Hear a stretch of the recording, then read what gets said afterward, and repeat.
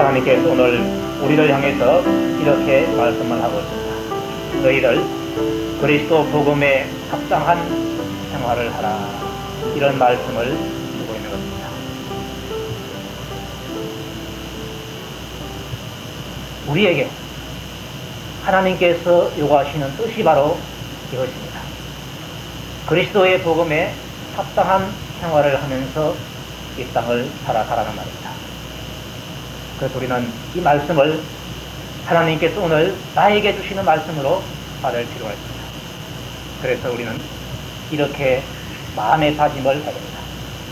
나는 그리스도의 복음에 합당한 생활을 하겠다. 나는 지금부터 그리스도의 복음에 합당한 생활을 하겠다. 이런 마음의 각오를 여러분들이 이 시간 가지시기 바랍니다. 가지는 의미에서 한번 따라하도록 하겠습니다. 나는 그리스도의 복음에 합당한 생활을 하겠다. 한번 더 하겠습니다. 나는 그리스도의 복음에 합당한 생활을 하겠다. 외울 수 있겠습니까? 한번 외워봅시다. 시작. 나는 그리스도의 복음에 합당한 생활을 하겠다. 참 머리가 좋습니다.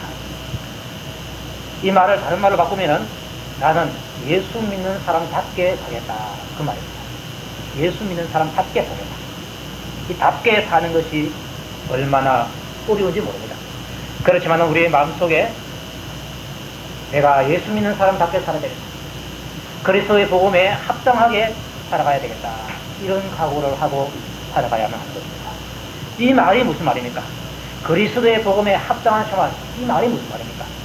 그것은 다른 것이 아니라 그리스도의 그 복음의 가치에 맞도록 생활하겠다는 것입니다. 그리스도의 복음의 그 가치, 그것이 얼마나 큰가? 그 가치보다도 더 큰 것이 이 땅에는 없는 줄로 여러분들이 아셔야 됩니다.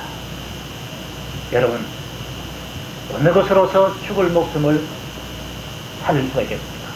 어느 것으로 죄인을 의인으로 바꿀 수가 있겠습니까?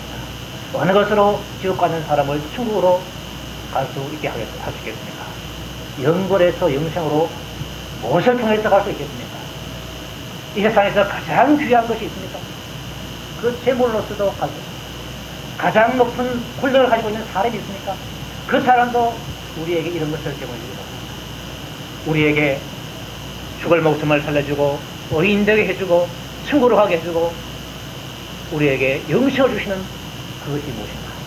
바로 그리스도의 복음입니다. 가장 가치 있는 것을 우리가 받았습니다. 이 가장 가치 있는 것을 받았기 때문에 그게 걸맞는 대로 살아가야 한다는 것입니다. 여러분이 농사를 지었습니다.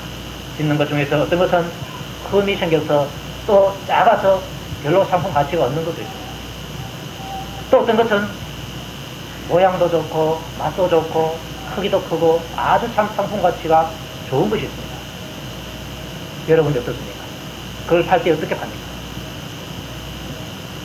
그 못한 것을 비싸게 받고 좋은 그것을 싸게 받는 그런 사람은 아무도 없을 것입니다. 못한 것은 좀 싸게 팔고 좋은 것은 따로 모아서 그것을 비싸게 파는 것이 여러분의 마음. 또 그렇게 하는 것이 합당한 것입니다. 우리가 이 땅을 살아갈 때에 어떻게 살아가야 하는가? 가장 좋은 것을 받았기 때문에 그 좋은 것, 그 가치대로 우리가 살아가야 한다는 것입니다.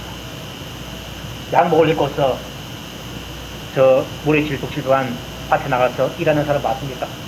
작업복을 입고서 일을 합니다. 양복을 입고서는 양복에 입은 걸맞는 그런 곳에 가고 그러한 행동을 하지 않을 수가 없습니다. 자, 여러분들의 집에 혹시 보석, 반지나 뭐 꼬리를 담아두는 통이 있는지 모르겠습니다. 보석함이 있는지 모르겠습니다. 두 개를 가지고 있다고 합시다. 하나는 똑같은 것인데 하나는 가짜 반지, 금도금한 것, 시장에서 여가 장사하게 산 것, 그런 걸 갖다가 담은 것입니다. 또 다른 하나가 있는데 거기에는 결혼식 때 예물로 받은 진짜 금반지, 또 진짜 다이아몬드 반지, 비싼 거, 몇백만 원 하는 거, 그걸 담는 통이 있답니다. 통은 같은데 그 내용물을 다르다고 합니다. 그랬을 때에 어떻게 여러분들은 보완하시겠습니까? 아무래도 값이 많이 나가는 그 보물을 숨겨둔 그 통을 깊숙한 데 숨겨둡니다. 혹시나 도둑이 와서 가져갈까봐 보관을 잘 해놓습니다. 그게 사람의 마음이 아닙니까? 성경 우리에게 이렇게 말하고 있습니다. 너희들은 질그릇이다. 그런데 그 질그릇 속에 그리스도라는 보배를 가지고 있다라고 말씀하고 있습니다. 질그릇은 보배가 아니지만 그 질그릇 속에 보배가 담겨져 있기 때문에 보배의 취급을 받는다는 것입니다. 내가 평범한 사람이지만, 여러분이 평범한 사람이지만, 그러나 만약에 여러분들이 대통령이 여러분들에게 무슨 신수를 보내가지고 다른 나라로 보낸다고 합니다. 그랬을 때에 우리는 뭐 별 사람 아닙니다. 그러나 대통령이 보냈다는 그 친서, 그것이 있기 때문에 우리는 아주 참 귀빈 대우를 받으면서 김포공항을 빠져나갈 수 있고 또 다른 나라에 가서 대접을 받을 수가 있습니다. 나는 아무것도 아니지만 내 손에 든 것이 있기 때문에. 마찬가지입니다. 하나님께서도 너희들은 아무것도 아니자. 그렇지만 너희 안에 그리스도라는 보배가 있다. 그러니까 너희들은 나에게서 얼마나 귀한 존재가 될 수 있다. 그러니 그러한 존재답게 너희들이 이 땅을 살아가라. 이렇게 우리에게 말씀하는 것입니다. 그래서 우리는 그 말씀을 들을 때에 그렇습니다. 제가 그리스도의 복음의 가치를 알고 그 가치에 합당한 그런 생활을 이제부터 하겠습니다. 이러한 마음의 각오를 우리가 해야 하는 것입니다. 그렇게 하기 위해서는 우리가 다른 사람들보다, 예수 안 믿는 사람들보다 조심해야 됩니다. 행동에도 조심을 하고 말에도 조심을 하고 걸음걸이를 걸어도 좀 조심을 해야 됩니다. 비틀비틀하면서 그러면 예수 믿는 사람, 저 사람이 왜 저래? 저 보배로운 질그릇을 담은 저 사람이 왜 저렇게 저래? 비틀거리면서 걸어가. 당당하게, 자랑스럽게, 보배로운 사람답게 걸어갈 수 있는 그러한 지혜가 있어야 하는 것입니다. 그래서 하나님 앞에서 희생적으로 살고 또 남을 도와주면서 살고 감사함으로 살고 여러 가지 어려운 모든 일을 당해도 하나님께 의지함으로 살 때에 복음에 합당한 생활을 한다는 그런 평을 얻을 수가 있는 것입니다. 자, 그런데 며칠 전에 기독신문을 봤습니다.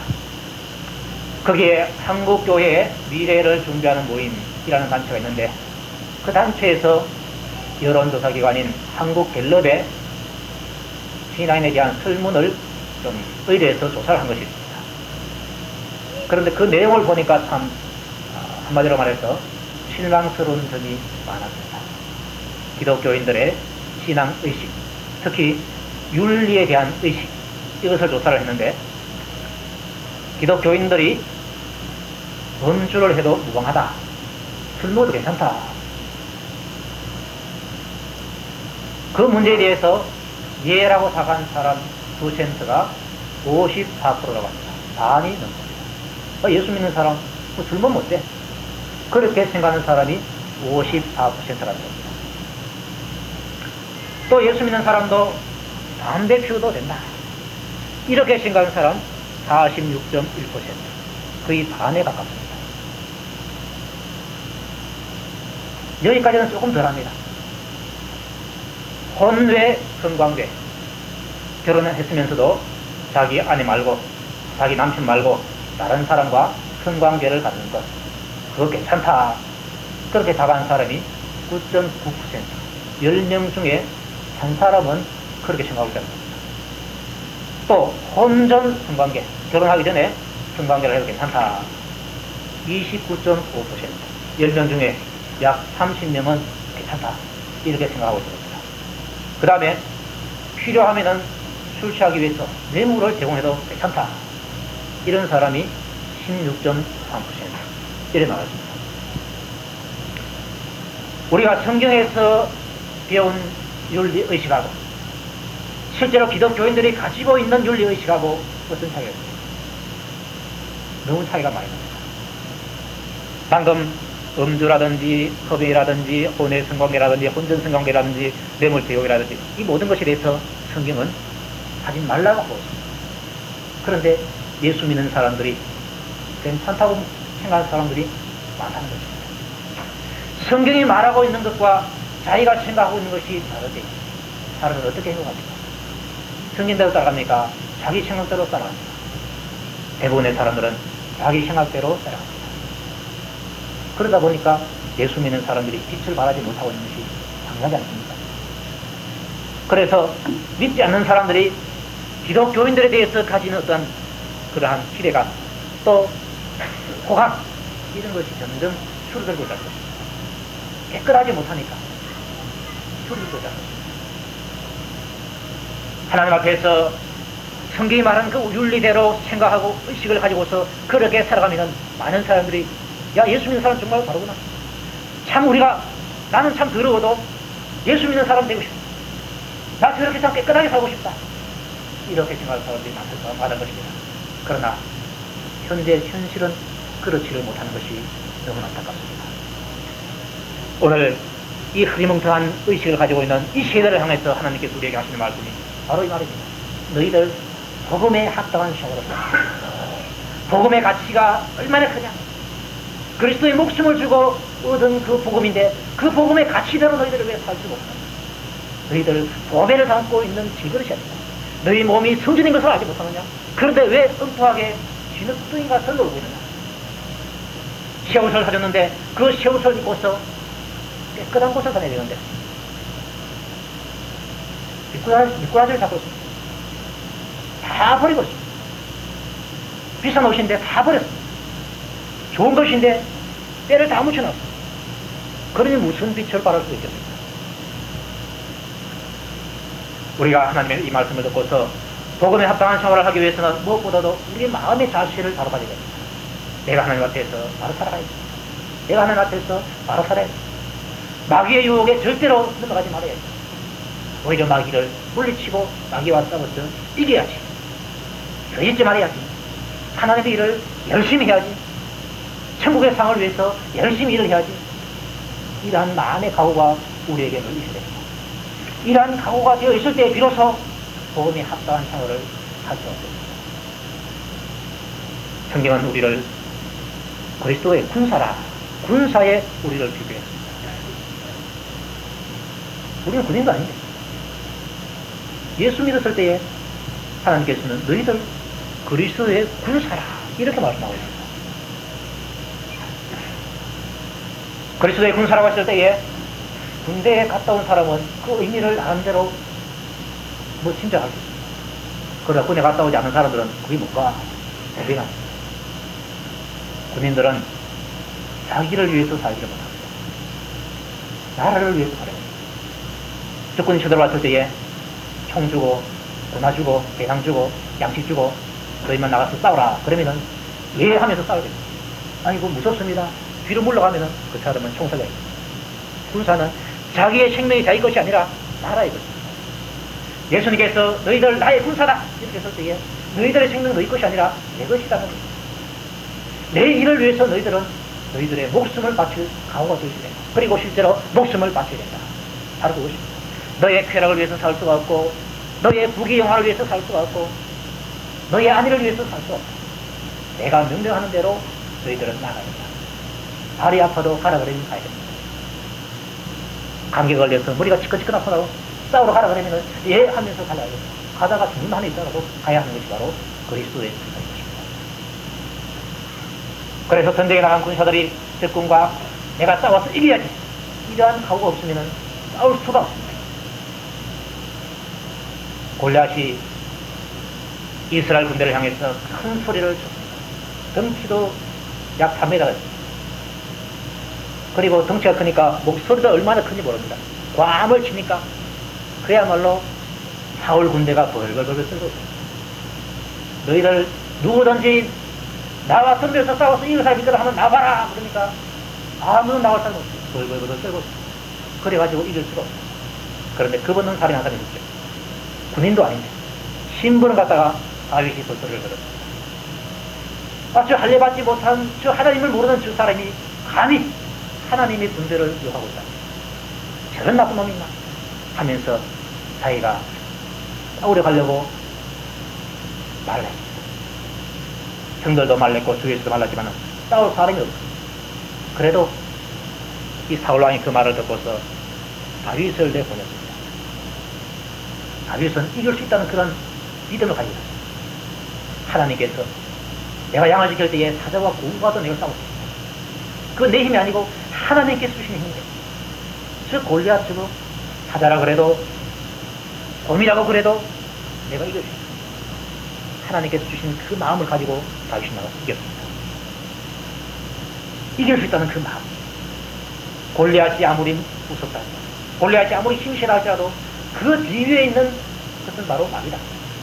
그러나 나는 아무리 저 사람보다 약해도 내 뒤에 있는 분은 하나님이다. 이것을 다윗이 믿었기 때문에 물맷돌 5개 그것으로 가서 싸우러 나올 수 있습니다. 이런 용기가 있을 때에 그리스도의 복음에 합당한 생활을 할 수 있는 것입니다. 믿음과 용기 이 두 가지가 꼭 필요한 것입니다. 우리의 마음이 하나님의 말씀으로 가득 차 있어야 됩니다. 그래야지 믿음이 생기게 됩니다. 우리의 마음속에 이 세상의 가치관이 들어있고 이 세상 안에 어떤 물질관이라든지 이런 것이 들어있다면 그 믿음이 자꾸 섞이게 됩니다. 예수님께서는 삼가 바리새인들과 사두개인들의 누룩을 조심하라 그랬습니다. 순수한 하나님의 말씀에 다른 것이 섞이게 되면 믿음이 약화되게 됩니다.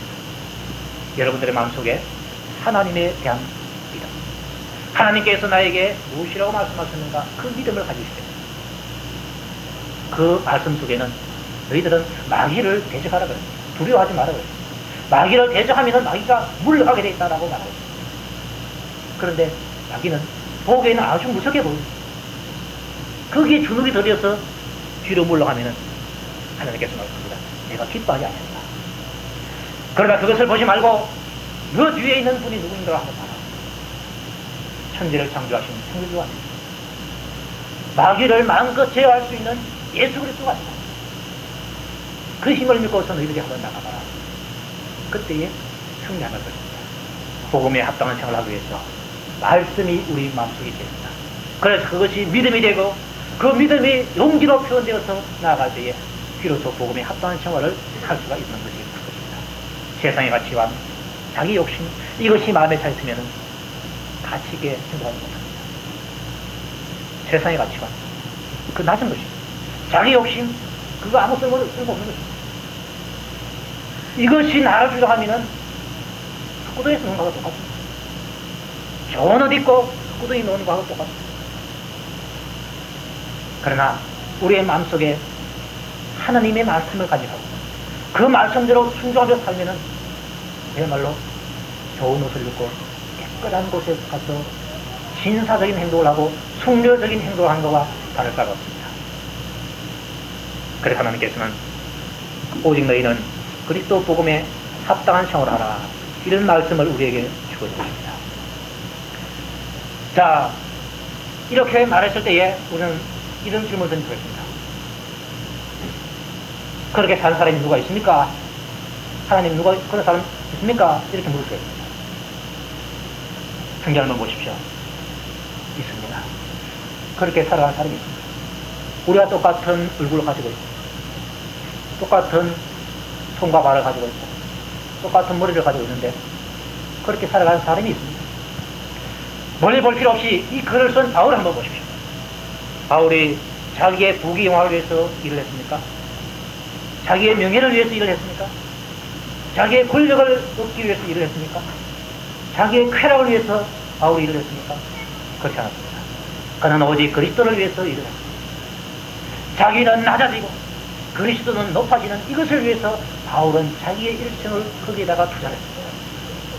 이렇게 살았던 바울이 마지막에 후회를 했습니까? 후회하지 않았습니다. 지난번에도 말씀드린 바와 같이 온갖 쾌락을 다 누리던 솔로몬은 뭐라고 말했습니까? 헛되고 헛되다 그랬습니다. 그러나 바울은 헛되다고 말하지 않습니다. 내가 선한 싸움을 싸우고 믿음을 지켰다. 얼마나 보람된 그런 말을 했는지 모르겠습니다. 그렇게 살아갔던 바울이 보람된 인생인 줄 알았기 때문에 너희도 나를 본받아서 생활하라. 너희들 나를 따라고 놀아. 나는 지금 예수 그리스도를 따라가고 있다. 그것처럼 너희들이 나를 지금 따르고 내 따라오면은 예수 그리스도를 따라가는 것이다. 그 길이 가장 좋은 길이고 그 길이 가장 보람된 길이더라. 그 길이 바로 복음에 합당한 생활을 하는 길이더라. 이렇게 말해주고 있는 것입니다. 또 우리가 구약을 보면은 사무엘을 들 수가 있습니다. 그는 어릴 때부터 이스라엘의 사사로 활동을 했고 제사장으로 활동을 했습니다. 그 당시에 왕이 없었습니다. 왕이 없었기 때문에 이 사무엘이 왕의 권한을 가지고 있는 사람이었습니다. 어릴 때부터 머리가 쉴 때까지 늙을 때까지 장기 집권을 한 사람입니다. 그런데 그가 마지막에 하나님 앞에서 또 백성들을 모아놓은 그 앞에서 이렇게 말합니다. 내가 네 소를 취하였더냐? 누구의 나귀를 내가 취한 적이 있느냐? 묻습니다. 내가 또 누구를 속인 적이 있느냐? 묻습니다. 내가 누구를 압제한 적이 있느냐? 묻습니다. 또 내가 누구 뇌물을 받은 적이 있느냐? 묻습니다. 그때 재판을 사사가 했는데 사무엘이 했습니다. 누구의 뇌물을 받아서 내가 그 뇌물을 받아가지고 그 사람에게 유리하게 재판해 준 적이 있느냐? 이렇게 몇 가지를 물었습니다.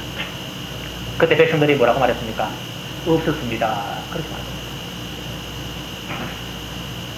사무엘 주위에서 그 족장들이 사무엘이 하는 일들을 다 봤습니다. 보니까 이 사람은 누구의 소나 나귀를 탐하지 않냐고 빼앗지 않아요. 그 최고의 권력 자리에 앉아 있으면서 그는 재물을 깨끗하게 사용했습니다. 압제한 적도 없고 속인 적도 없고 뇌물을 받은 적도 없고 그렇게 살아왔습니다. 인정을 받았습니다. 많은 백성들 앞에서 인정을 받고 또 하나님 앞에서도 인정을 받았습니다. 사무엘은 돈에 대한 욕심, 재물에 대한 욕심, 부귀영화 그런 욕심, 그런 욕심을 버린 사람이었습니다. 예수 믿는 사람들의 정신이 이래 되어 있습니다. 오늘날 예수 믿는 사람들 중에서 국회의원들 중에서 예수 믿는 사람이 약 3분의 1이다. 대부분 장로 아니면 장비 비슷합니다. 그 숫자 자랑하는 사람들 참 많이 봤습니다. 신문에도 그래 나가서 참 자랑스럽다는 그런 프로 기사를 쓴 것을 봤습니다. 그런 걸 볼 때에 한심하다라는 생각이 듭니다. 한심하다. 숫자 자랑할 것이 아니라 사무엘처럼 이렇게 살아가는 사람이 과연 몇 명 있느냐 이걸 자랑해야 됩니다. 국회에 보십시오. 국회 요새 죽었다. 장례식 치른다. 모의 그 정치학과들이 모의 그 국회 그 열어가지고 국회를 장례식 거기에 국회를 방해하고 자기 사역을 위해서 일을 하는 사람들. 그 사람 속에 예수 믿는 사람 없습니까? 3분의 1이 예수 믿는 사람. 집권당에는 더 많습니다. 국민의힘은 예수 믿는 사람 더 많습니다. 그런 사람들이 하는 짓이 무엇입니까? 그런 사람들이 사무엘처럼 자기의 그 고난을 가지고서 내가 누구의 재물을 빼앗았느냐? 내가 누구의 뇌물을 받았느냐? 이렇게 물을 수 있습니까? 물을 수 없습니다. 그들이 그렇게 행복이 있다. 그 부정부패에는 예수 믿는 사람과 안 믿는 사람과 다 포함되어 있어요. 복음에 합당한 생활을 하지 못합니다. 사무엘은 복음에 합당한 생활을 한 사람이었습니다. 가치 있게 한 사람이었습니다. 또 아까 성적인 문제가 관해서 나왔는데 거기에 대해서는 요셉을 모범적인 사람으로 들 수가 있습니다. 요셉이 살 때는 그 당시의 사회가 엄란한 시대였습니다. 한마디로 말해서 정저관념이 없는 그러한 시대였습니다. 그래서 보디발의 집에 있을 때에 그 보디발의 아내가 자꾸 요셉을 유혹합니다. 성경에 보면 날마다 유혹을 했다고 말하고 있습니다. 그때 요셉이 뭐라고 말합니까? 내가 어찌 이 큰 악을 행하여서 하나님께 덕지하리까 이렇게 말합니다. 요셉의 의식 바로 이것이었습니다. 내가 어찌 이 큰 악을 행해서 하나님께 덕지하리까 하나님 앞에서 내가 죄를 지었었다. 사람은 안 보지만 하나님께서 보고 계신다. 이 정신, 이것이 바로 복음에 합당한 정신입니다. 예수 믿는 사람다운 정신인 것입니다. 그리고 다니엘과 그의 세 친구들 한번 보십시오. 바벨론으로 잡혀갔습니다. 포로가 되어갔습니다. 포로된 민족치고 불쌍하지 않은 민족이었습니다. 그 어려운 상황 속에서 다니엘은 뜻을 정해서 왕의 진미와 그의 마시는 포도주로 자기를 더럽히지 아니하리라, 이렇게 마음을 굳게 먹었습니다. 다른 사람들은 그렇지 않았습니다. 다니엘과 그의 세 친구들은 요 4명만 그랬습니다. 다른 많은 사람들도 잡혀갔는데 그네들은 왕의 진미와 왕이 마시는 포도주를 먹었습니다. 그러나 다니엘 또 그의 세 친구들은 그렇지 않았습니다. 왜냐? 왕의 진미가 얼마나 맛있겠습니까? 왕을 드리기 위해서 만든 음식인 것입니다. 왕이 마시는 포도주니까 얼마나 좋습니까? 그런데 그 포도주가 그냥 음식이 아닙니다. 우상 제물에 먼저 바치고 그 다음에 먹는 제물이기 때문에 나는 그 제물로 내 몸을 더럽힐 수가 없다는 것입니다. 굶어 죽기만 했다고 합니다. 나는 하늘 앞에서 깨끗하게 살아가겠다. 우상에게 바쳐준 그 제물을 내가 먹지 않겠다. 얼마나 아름다워, 얼마나 그 많이 고든 많은 것입니다. 다만 많은 것입니다.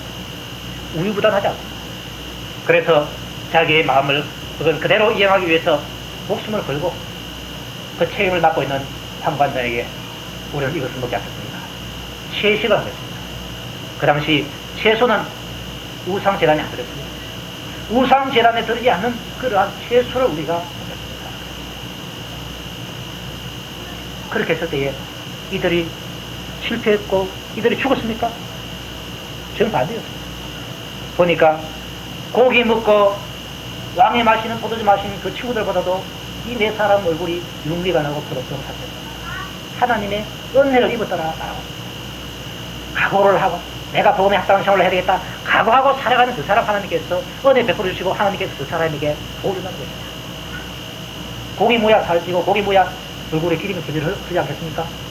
그런데 이 사람들의 경우에는 반대였습니다. 왜 그런가? 하나님께서 복을 주었기 때문에 그런 것입니다. 그리고 나중에 수업을 다 마치고 나서 이제 시험을 치렀습니다. 보니까 다니엘이 다니는 표를 10배나 더 지혜로웠더라. 그렇게 나옵니다. 하나님께서 주신 복이 아닙니까? 바울은 이런 사람을 의식했는지 안 했는지 모르지만 빌립보 성도들 향해서 이렇게 말합니다. 27절에 오직 너희는 그리스도 복음에 합당하게 생활하라 그랬습니다. 오직이라는 말, 선택의 여지가 없다는 말입니다. 선택의 여지가 없이 너희들은 그리스도 복음에 합당한 생활을 해야 된다라고 말하고 있습니다. 이는 내가 너희를 가보나 떠나 있으나 이런 말을 하고 있는데 바울이 던져 간에 너희들이 하나님의 일을 잘 해야 된다 그 말입니다. 보통 우리나라 사람들 일할 때 어떻습니까? 주인이 보면은 열심히 일을 합니다. 그러다 주인이 다른 데 가버리고 안 보면은 일을 게을리 합니다. 어떤 사람은 놀기도 하고 그렇게 합니다. 그런 정신은 예수 믿는 사람 정신이 아니라는 겁니다. 하나님께서 보신다. 이러한 정신을 가지고 있는 그 사람이 바로 그리스도의 복음에 합당한 정신을 가진 사람이다 말할 수 있는 것입니다. 사람이 보던 자는 자기에게 주어진 일을 실은 열심히 일하는 것, 이거 바로 예수 믿는 사람다운 삶인 것입니다. 또 바울이 원하는 것이 있습니다. 일심으로 서서 한 뜻으로 복음의 신앙을 위해서 협력을 하라 이런 말씀을 주고 있습니다. 일심 한 뜻 무슨 말입니까? 같은 마음을 품으라는 것입니다. 지금 하나님의 일을 하고 있습니다. 하나님의 일을 하고 있는데 같은 마음을 품어야 된다는 것입니다. 하나님의 일을 하면서도 내가 좀 휴식해야지, 내가 좀 권력을 힘을 좀 더 써야지, 이런 마음을 품으면 힘들지 않습니다. 똑같이 나는 쉬하고 하나님을 높여야지, 그리스도의 영광을 위해서 내가 무엇인가 해야지, 이런 마음을 품을 때에 일심 한 뜻이 가능한 것입니다. 복음 신앙을 위해서 협력하라 그렇습니다. 한 마음 한 뜻이 있을 때에 가능한 것입니다. 그리고 일심으로 다음에 하는 말이 있습니다. 서서라고 말합니다. 서서 앉아서가 아니라 서서라는 말입니다. 그 말이 의미하는 바가 뭡니까? 일하려는 자세를 가리키고 있습니다. 달리기를 할 때에 준비선상에 딱 서서 이제 달리기를 합니다. 그런데 저 땅 소리가 들리자마자 출발해야 되겠다 그런 정신을 가지고서 뒤는 그 자세, 그게 바로 그냥 갱미를 달리기 하는데 뛸 생각도 안 하고 가만히 있다가 뻥 하고 나서 한참 만에 나서 다가오고 난 다음에 자기가 뛴다면 그 살을 쫓지 않아요. 그런 자세 말고 땅 하면은 그냥 달려갈 수 있는 그런 자세, 전투 자세, 준비 자세, 끼어있는 자세, 그 자세를 요구하고 있습니다. 복음을 증가하기 위해서 일을 하자, 또 다른 하나님의 일들을 하자 이렇게 했을 때 예, 합시다. 일하자. 회의를 해서 이번에 우리가 하나님을 위해서 이러이러한 일을 합시다. 우리가 전도를 하면 하나님께 영혼 걸는 것이 아니겠습니까? 전도를 며칠 합시다. 그러면은 예, 합시다. 이게 바로 서 있는 자입니다. 우리 주위에 불쌍한 사람이 있는데 그들을 위해서 구제를 좀 합시다. 그랬을 때 예, 그럽시다. 이게 서 있는 자입니다. 우리가 교회에 여러 가지 어려운 일들 어려운 일들이 있는데 이 일을 극복하기 위해서 함께 모여서 기도회를 가집시다. 예, 그럽시다. 이게 바로 서 있는 자입니다. 일을 하자고 해도 아이고 뭐 귀찮은데 뭐라고 이래요. 여태까지 뭐 잘 살았는데 뭐라고 이래요. 이거는 앉아있는 자세도 아니고 누워서 죽어있는 자세입니다. 죽은 사람 모십시오. 일하라고 해서 일 안 합니다. 그러나 살아있는 사람은 일하는 거 보면은 일하게 되어 있습니다.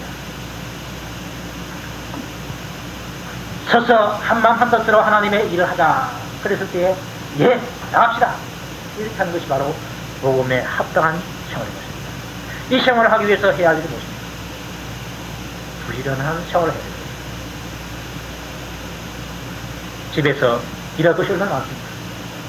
부지런히 그걸 일을 해놔야지 하나님의 일도 하고, 그거 일을 안 하고 그저 하면 하나님 일을 하려다 버리면 잘 못합니다. 또 어떤 사람은 하나님께서 뭐 다 알아서 하시고 그분이 전지 지나가십니다. 다 알아서 하시고 한때 그렇게 생각하는 사람들이 있습니다. 그걸 갖다가 잘못된 칼빈주의라고 했습니다. 그리고 28절에는 아무 일에든지 대적하는 자를 위해서 두려워하지 않는 이것이다 그랬습니다. 대적하는 자, 누가 대적합니까? 마귀가 대적하고 있습니다. 그런데 마귀가 마귀의 모습으로 우리를 대적하는 게 아닙니다. 사람을 통해서 대적합니다. 때로는 나하고 친한 사람을 통해서 대적합니다. 내 남편일 수도 있고 내 아내일 수도 있습니다. 내 자식일 수도 있고 내 부모일 수도 있습니다. 또 나보다 높은 사람을 통해서 마귀가 우리를 대적하기도 하는 것입니다. 그때 우리는 그 사람을 보면 안 되지 않습니다. 그 사람 뒤에 있는 마귀를 봐야 됩니다. 그리고 나만 보면 되지 않습니다. 내 뒤에 있는 예수 그리스도를 봐야 합니다. 예수 그리스도가 무엇입니까? 요한계시록에 보면은 그분은 승리자이고 그분은 전능자이고 그분은 창조자입니다. 마귀를 제어할 수 있는 사람, 예수 그리스도. 예수 그리스도의 이름으로 마귀를 낀다라고 성경은 가르치고 있습니다. 그러니까 하나님의 일을 할 때에 때로는 방해를 받을 수도 있는데 그 방해를 받는다고 해서 절대로 두려워하지 말아라. 왜냐? 예수 그리스도가 있기 때문입니다. 총 가진 사람이 칼 가진 사람 두려워하면 되겠습니까? 그 다음에 29절에 보면은 그리스도를 위해서 너희에게 은혜를 주신 것은 다만 그를 믿을 뿐 아니라 또한 그를 위하여 고난도 받게 하십니다. 이런 말씀을 주셨습니다. 예수님께서 우리에게 은혜를 주었습니다. 그래서 우리가 믿게 되는데 그 믿음으로 말미암아 받은 것이 무엇입니까? 구원입니다. 영생입니다. 이렇게 구원을 얻어서 이 땅을 살아갈 때에 고난도 같이 받는다. 이렇게 말하고 있습니다. 왜 고난을 받게 됩니까? 죄 많은 이 세상은 내 집이 아니기 때문에 그렇습니다. 내가 내 집에 가야지 받는 것 같습니다. 그런데 내가 남의 집에 가면은 안 받습니다. 하루 이틀쯤은 자 대접해 주실지 모릅니다. 그러나 거기서 사흘 나흘 머무르 보십시오. 안 가나 그렇게 대접 못 받습니다. 이 세상은 또한 내 나라가 아닙니다. 내 나라에서는 내가 복을 받았지만 남의 나라에 가서 내가 복을 받으려고 하면 그건 어디서 된다. 우리나라 사람하고 다른 나라 사람하고 싸우면은 경찰에 가면은 누구 편들는지 아십니까? 우리나라. 또 이 지방 사람하고 다른 지방에서 온 사람하고 교통사고 났다. 그래서 경찰에 가면은 이 지방 경찰서에 가면은 누구 편들는지 아십니까? 이 지방 사람 편들고 잘못해도 잘한 것으로 보수를 거기 뜸준다는 거예요. 제가 그걸 직접 들었어요.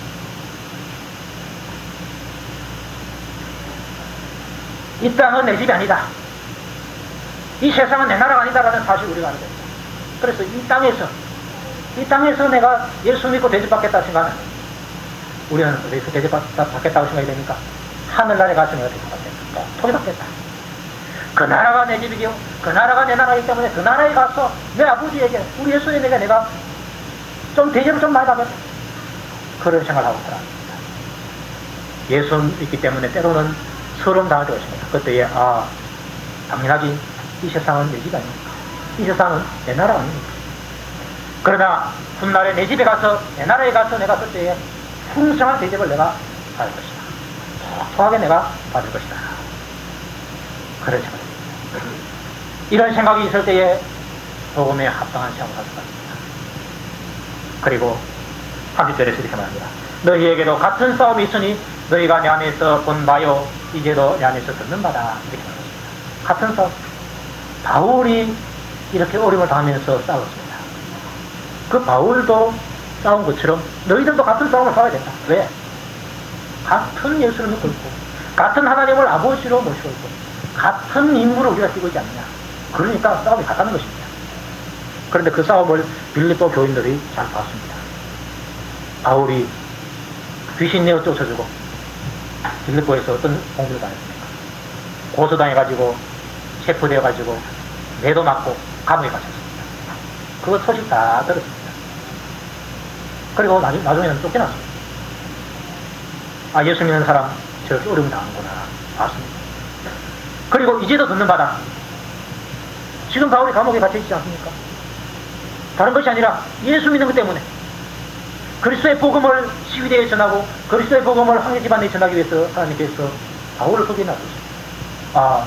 예수 믿는 사람 하나님이 일을 하기 위해서 하나님께서 저렇게 고난도 주십니다. 이것을 듣고 있는 것입니다. 이 싸움을 나만 싸우는 것이 아니라 너희들도 싸우는 것이다. 이렇게 말하는 것입니다. 그러니 너희들 주를 위해서 어떻게 복에 합당한 생활을 하겠느냐 그렇게 묻고 있는 것입니다. 이 말씀 속에서 바울은 빌립보 성도들에게 이렇게 말합니다. 그리스도 복음에 합당한 생활을 하라. 이것이 어떻게 바울이 빌립보 교인들에게만 하신 말씀이 되겠습니다. 하나님께서 오늘날 우리들에게 오늘을 살아가고 있는 우리들에게 이 시간 이 말씀을 듣고 있는 우리들에게 이 말씀을 해주고 있습니다. 너희들 그리스도의 복음에 합당한 생활을 하라. 그리스도의 복음이 얼마나 가치 있는 것입니까? 그 가치, 보배를 그 몸에 담은 것처럼 그렇게 아름답게 살아가라. 이렇게 말씀하고 있습니다. 예수 믿는 자답게 살아가라. 그분이 얼마나 아름다우신 분입니다. 그분이 얼마나 고귀한 분이십니다. 그분을 믿는 자답게 살아가라는 것입니다. 그래서 우리는 가장 가치 있는 것을 가졌기 때문에 하나님 앞과 사람 앞에서 바르게 행할 필요가 있습니다. 하나님의 일을 위해서 협력을 할 필요가 있습니다. 또 그 일을 할 때에 대적하는 자가 있는데 그 대적하는 자를 두려워하지 아니하고 끝까지 하나님께 기도하고 믿고 나갈 수 있는 그러한 전투적인 자세, 이런 자세를 우리에게 요구하고 있습니다. 여러분이 이 말씀으로 여러분의 마음을 무장하시기 바랍니다. 내가 하나님의 말씀대로 살아야지, 예수 믿는 사람답게 살아야지, 복음에 합당한 그런 생활을 해야지, 그 귀한 가치를 가지고 있는 그 복음을 받은 사람답게 내가 생활해야지. 그러한 자부심을 가지고 긍지를 가지고 여러분들이 한 주간도 살아가시기를 주의 이름으로 축원합니다.